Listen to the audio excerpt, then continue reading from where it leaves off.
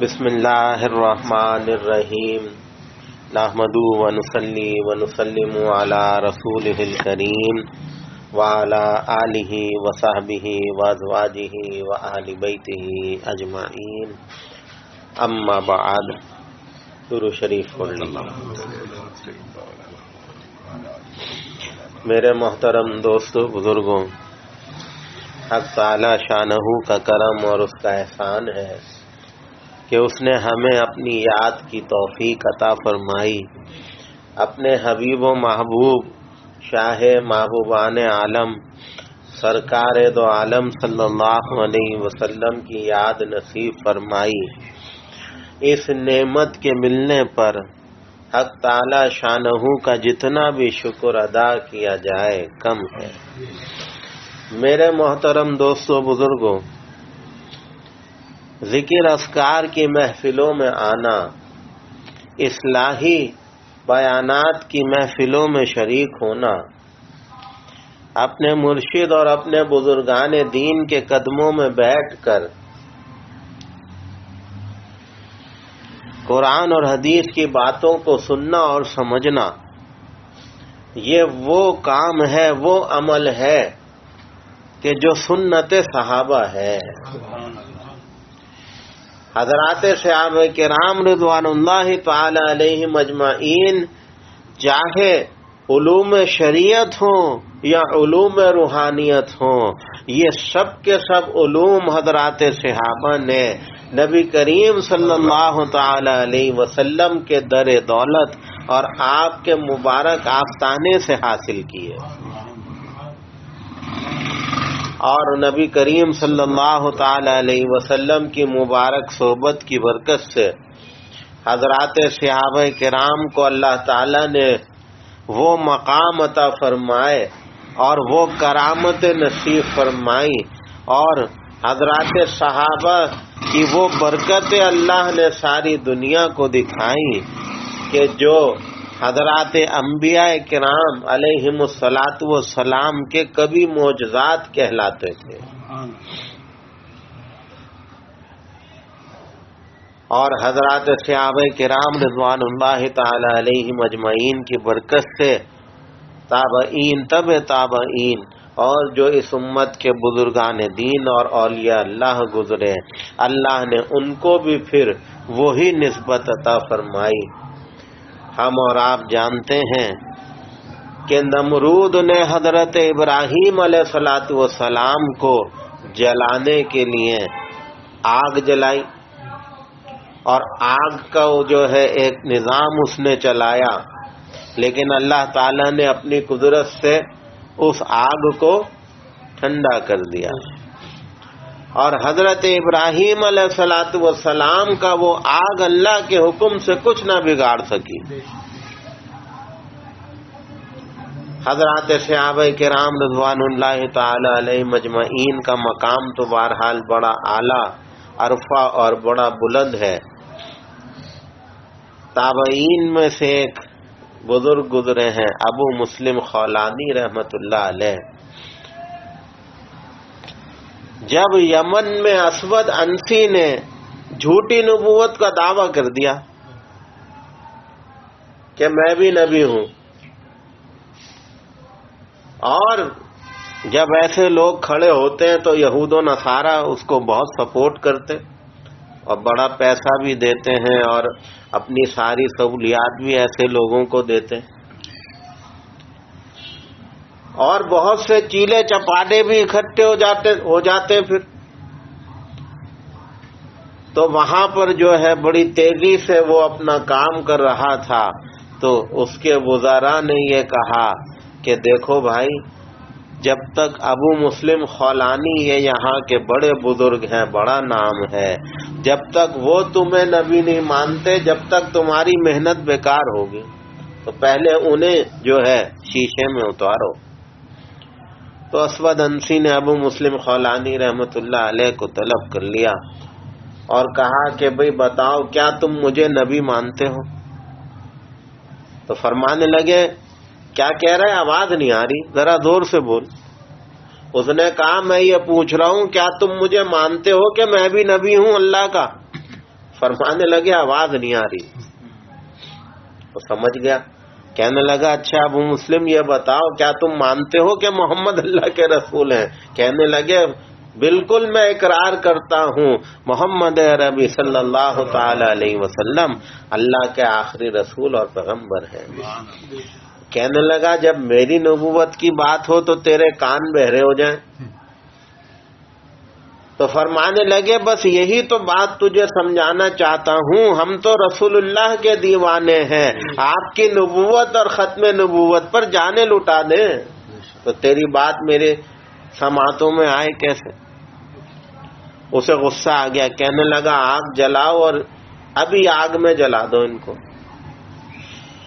بس میرے بھائیوں دوستوں بزرگوں، اللہ نے پھر اس کے دربار میں یہ نقشہ دکھایا کہ ابو مسلم خولانی رحمت اللہ علیہ کو جب آگ میں ڈالا گیا تو آگ نے اس اللہ والے اور عاشق رسول کے ایک بال کو بھی نہ جلایا. تو سارے دربار میں جو ہے وہ باتیں شروع ہو گئی. وزراء نے جب یہ منظر دیکھا اسود انسی سے کہنے لگے بھائی اس فتنے سے جلدی جان چھڑاؤ، اگر اس کی یہ کرامت پھیل گئی تو سارا علاقہ باغی ہو جائے گا ہم سے. تو ملک بدر کر دیا کہ نکل جاؤ یہاں سے. ابو مسلم خولانی رحمت اللہ علیہ وہاں سے چلے اور مدینے کا سفر کیا.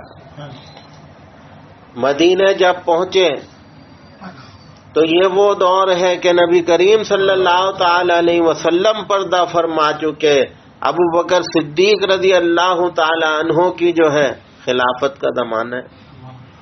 مسجد نبوی پہنچے، نماز پڑھ رہے ہیں، نوافل ادا کر رہے ہیں. حضرت عمر نے دیکھا کوئی اجنبی مسافر آیا ہے تو اس کی خیر خیریت کے لیے آگے بڑھے، سلام دعا کی. پوچھا بھائی کون ہو؟ تو فرمایا میں عبداللہ ابن صوب ہوں. اپنا اصلی نام بتایا. یمن سے آیا ہوں. آپ نے کہا رے بھائی وہاں تو ہم نے سنا ہے کوئی اللہ کا نیک بندہ ہے ابو مسلم، اسے جب اس جھوٹے نبی نے آگ میں ڈالا تو آگ ٹھنڈی ہو گئی ابراہیم کی طرح. تو یہ سن کے وہ رونے لگے. تو حضرت عمر نے کہا ہو اچھا بھائی وہ خوش نصیب کہیں تم ہی تو نہیں ہو؟ تو چھپا رہے ہیں، کہہ رہے ہیں نہیں میں تو عبداللہ ابن صوب ہوں، وہ تو ابو مسلم ہے. حضرت عمر نے کہا بھائی میں بھی پھر عمر ہوں، میری آنکھیں دھوکہ نہیں کھا سکتی ہیں. کہا ہاں وہ عاجز اور فقیر میں ہی ہوں. حضرت عمر خوش ہو گئے، ان کو سینے سے لگایا، کہا چلو جلدی سے میں خلیفۃ المسلمین ابو بکر کی خدمت میں لے چلوں، ان کی زیارت کراؤں، ملاقات کروں. یہ لے کے گئے ابو مسلم کو ابو بکر صدیق رضی اللہ تعالی عنہ کے پاس اور ان سے ملاقات کرائی، ان کی زیارت کرائی. تو فرمایا کہ ابو بکر یہ ہیں وہ خوش نصیب کہ جنہیں آگ میں ڈالا گیا تو آگ ان کے لیے ٹھنڈی ہو گئی. اور پورے دربار نے یہ کرامت ان کی دیکھی. حضرت ابو بکر صدیق نے ان کا ہاتھ چوما، کہنے لگے پروردگار تیرا شکر ہے تو نے مرنے سے پہلے مجھے حضور کا ایسا امتی دکھا دیا کہ جسے تو نے ابراہیم کی نسبت عطا کی ہے. تو یہ مقام اور مرتبے ملتے ہیں اپنی ذات کو فنا کرنے سے، اپنی ذات کو مٹانے سے. اللہ یہ مقام عطا فرماتے ہیں. من کان للہ کان اللہ لہ، جو اللہ کا ہو جائے اللہ اس کے ہو جاتے ہیں. تو حضرت سلمان فارسی رضی اللہ تعالی عنہ مدائن کے گورنر ہیں. ایک دوست ملاقات کے لیے آیا تو اب اس کی خاطرداری کرنی ہے، مہمان نوازی کرنی ہے. جنگل میں کھڑے ہو کے آواز لگائی ہے جنگل کے جانوروں ذرا جمع ہو جاؤ، میرا دوست آیا ہے، مجھے اس کی دعوت کرنی ہے. تو جتنے بھی حلال جانور ہیں جن کا گوشت حلال ہے، ہرن وغیرہ، وہ سب جمع ہو گئے. اپنے دوست سے کہنے لگے بتا اس میں سے کیا کھائے گا، کیا پسند ہے تجھے؟ اور دوست بڑا حیران ہوا، کہنے لگا اے سلمان یہ کیا نظارہ تم نے دکھا دیا، ہماری تو اولاد ہماری نہیں سنتی، تیری بات جنگل کے جانور بھی سنتے ہیں. ہماری تو سگی اولاد ہماری بات نہ سنے. افتعجب ھذا، فرمانے لگے تجھے تعجب ہوا یہ دیکھ کے؟ ارے بھائی تعجب کی بات کیوں ہوئی؟ اصل اصول تو سمجھ لو. بھلا کوئی ایسا شخص بھی ہے کہ جو اپنی زندگی اللہ کے لیے مٹا دے، فنا کر دے، تو کائنات کی چیزیں اس کی مخالفت کریں؟ ایسا ہو سکتا ہے کبھی؟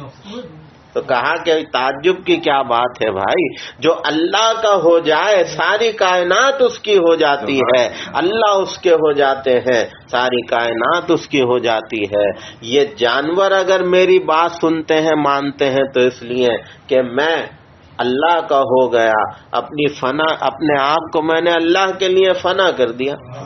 تو یہ حال ہے کہ میں جانوروں کو بھی پکارتا ہوں تو وہ لبیک کہتے ہیں. ابراہیم ابن ادھم رحمت اللہ علیہ بڑے اللہ والے گزرے، بڑا مقام اللہ نے نوازا.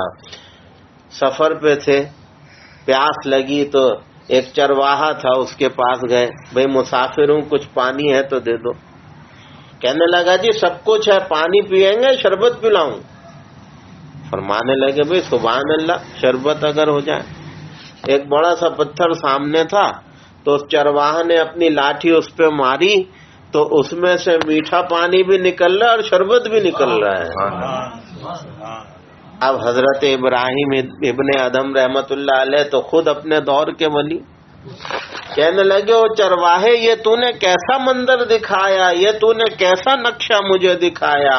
تو فرمانے لگا بھئی آپ کو اتنا تعجب کیوں ہوتا ہے؟ کیا آپ یہ اصول بھول گئے کہ جو اللہ کا ہو جاتا ہے اللہ اس کے ہو جاتے ہیں، اور جس کے اللہ ہو جائے کائنات اس کی ہو جاتی ہے.